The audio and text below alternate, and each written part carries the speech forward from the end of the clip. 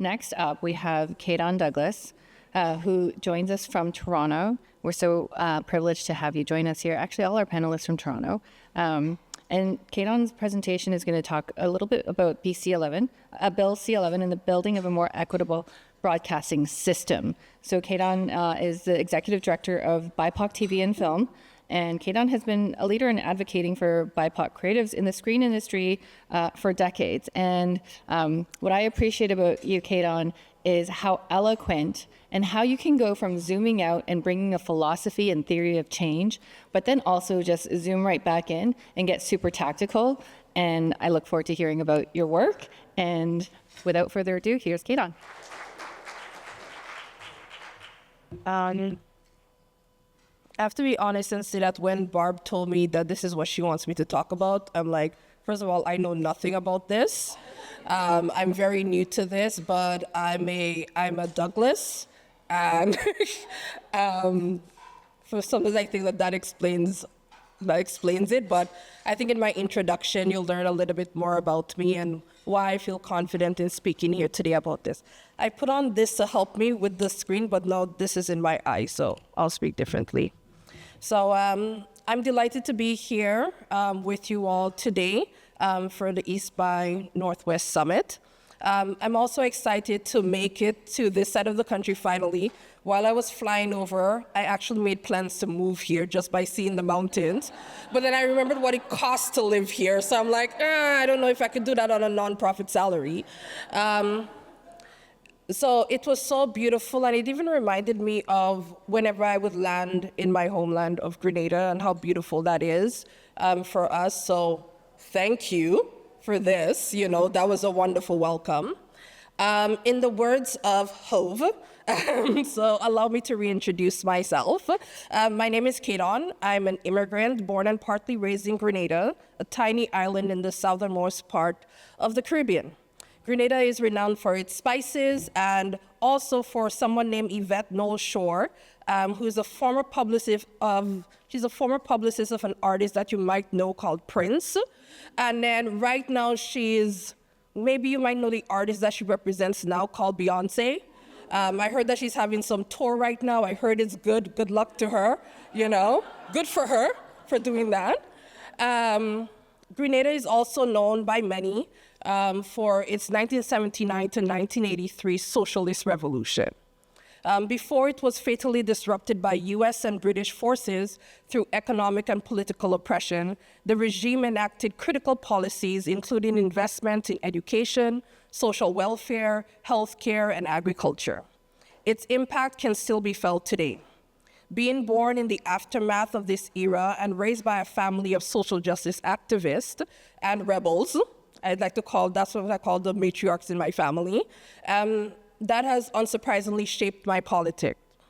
My studies of the Grenada Revolution taught me how we can build power and transform policies through solidarity and bold visions, how to stand up to imperialist bullies, the need for and what we should be doing to avoid making the same mistakes of our predecessors. The revolution was not without flaws with it either. And how can we build sustainable, empowering movements? I'm also fascinated by resistance, by acts of resistance. I love reading about revolutions and any opposition to violent oppression and the resilience of our peoples across the globe. I love sitting with people who speak truth to power, who ask critical questions, and who demonstrate many acts of solidarity and social change. I'm always going to be on the side of radicals, unless they do things that are maybe a little bit too radical. I think that there's a way that you can move a little bit too much, to the side. I know Angie is here. I was telling Angie about what I was reading on my plane ride here. And Angie was telling me, first of all, those aren't light reads, but yes, they are. So I read pieces from The Revolution Will Not Be Funded, Decolonizing Equity, and The Politics of Trauma. I think these are all very light reads on the plane. They're basically beach reads. So I want to talk about my organization, BIPOC TV and Film, and that will lead me into the rest of the conversation that we're going to have today. So our story began in 2012. 2012 was a leap year. And that's believed to be, by some, to signify an alignment in the universe, a shift, or a catalyst. For many of us as Indigenous, Black, and racialized people of color, it marked the opening of a centuries-old wound. Early that year, a teenage Black boy, Trayvon Martin, was harassed and murdered by a racist vigilante. Black people in the USA, Canada, and across the globe took to the streets and social media to mourn, protest, and demand justice and the right to exist in peace. A year later, a global movement and hashtag Black Lives Matter would emerge in response to the unjust acquittal of Trayvon's murderer. What also started in 2012 was the Idle No More movement. So that was started among treaty people in Manitoba, Saskatchewan, and Alberta, protesting the Canadian government's dismantling of environmental protection laws, endangering First Nations who live on the land, and it was born out of face-to-face organizing and popular education. So this is the moment that BIPOC TV and film was formed in. So it is in this historical and political context that Indigenous and creators of color in TV and film, a community-based grassroots movement built to unite and support racially diverse crew and creatives, emerge. It was started by Natalie Younglai, then an unscripted story editor seeking mentorship and community with racialized and marginalized creatives. The movement grew into a safe harbor, digitally and through in-person networking and knowledge-sharing events for many who were also feeling isolated and frustrated by the overall lack of diverse representation in the industry and the abundance of barriers to career building and creation. Soon, more rebels, including me, would join Natalie to build on the vision and evolve it to what is currently known as BIPOC TV and film. The acronym BIPOC was adopted by us in 2018 to signify the need for collective action and solidarity amongst Black, Indigenous, and people of color communities in the fight against systemic racism and colonialism, and to emphasize the unique experiences of Black and Indigenous people in the global struggles against systems of oppression, namely capitalism, colonialism, and white supremacy. The intention was never to create a nonprofit organization or a transformative national movement. It was to create a community of support, mentorship, and solidarity. Little by little each year, we grew in number, influence, and impact, training writers and PAs, mobilizing online, hosting meetups and workshops, and ultimately shaping public policy. We are a movement within movements. For over a decade, we've worked tirelessly to build, fortify, and empower a growing community of Indigenous, Black, and racialized screen media artists, creators, entrepreneurs, and leaders. Through ongoing advocacy and in solidarity with other equity-seeking groups and Indigenous organizations, we challenge and dismantle structural and systemic barriers to the creative freedom and economic sustainability of Indigenous, Black, and racialized media professionals. In partnership with stakeholders such as Bell Media, Screen Nova Scotia, Cinespace Studios, DGC Ontario, and CBC, and support from Telefilm Canada, the Canada Media Fund, Ontario Creates, and our corporate sponsors, we deliver high-impact professional development programs and strategic initiatives that clear pathways to funding, trading, and entrepreneurial and employment opportunities. I have to also say that we do this with a staff of 3 full-time people. And just a handful of part-time and maybe some volunteers, and with a board of 7. Our vision is an equitable, thriving, and decolonized screen media industry that embraces and champions stories and storytellers reflecting the rich diversity of Canada's creative community. To build and grow a dynamic and thriving screen industry, we must confront and dismantle systemic and structural racism and colonialism while building new and inclusive frameworks centered on care, healing, and liberation. A multifaceted, collaborative approach is urgently needed to accelerate and bolster Black, Indigenous, and racialized people's participation and leadership in the screen industry. Over the past decade, we've witnessed rapid technological advancements, disruptive business practices, and new forms of creative expression. A global pandemic upended our lives, and we were made to confront the legacies of racism, colonialism, and genocide. Our communities have intentionally been marginalized and excluded, only now seeing possibilities we merely dreamed of. We're playing catch-up in an unfair system not designed for us. While our storytellers, technicians, innovators, and entrepreneurs focus on their crafts, we must also ensure we break down existing barriers and build new, accessible, and equitable pathways. So this brings me to here. At the end of April this year, C11, the Online Streaming Act, received royal assent. This was momentous for several reasons.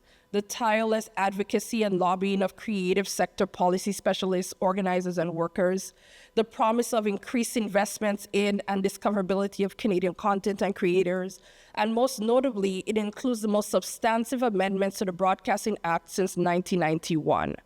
1991, I was 6 years old. So it also offers the chance for us to reimagine and redefine what Canadian content is and who its creators are, who should own it, contribute to and profit from it, and who should get access to public funds to create it.